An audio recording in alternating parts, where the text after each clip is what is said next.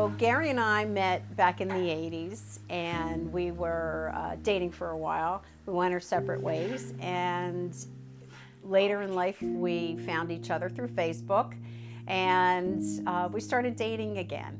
And Gary had said to me through Facebook Messenger, I have bad news. And then he told me that he had ALS. Well, I blinked and I said, okay, let's still do dinner.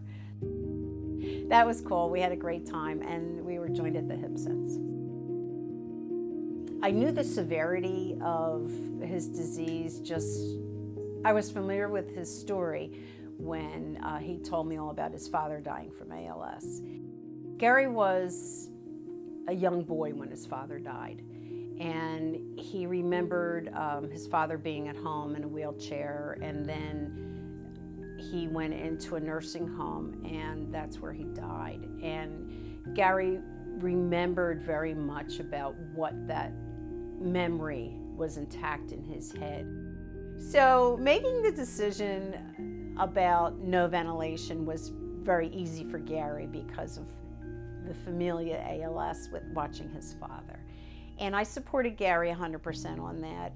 We both felt the same way. I have a long medical background. I have seen people with this disease, with event, without event, and I knew exactly what we were walking into.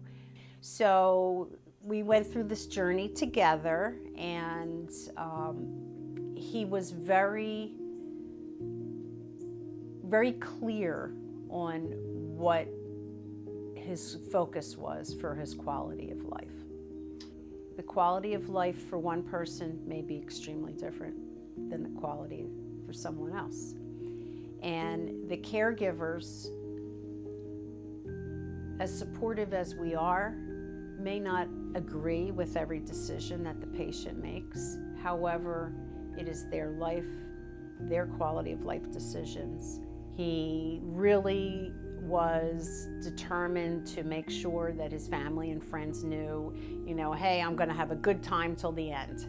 And he was very focused on not to have a ventilator because he knew it would just extend his life where he didn't want to go.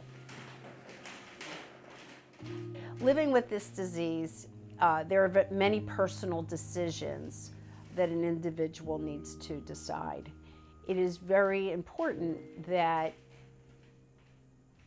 you discuss these with your caregiver and know your intentions very early on, because as you progress with this disease, it is very difficult to be making decisions in the midst of a crisis. However, you need to make these decisions.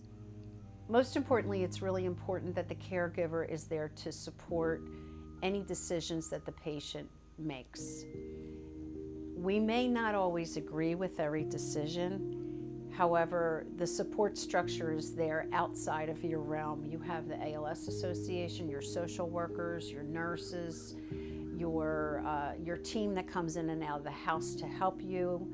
All those caregivers are here, and they will support whatever the patient's decision is.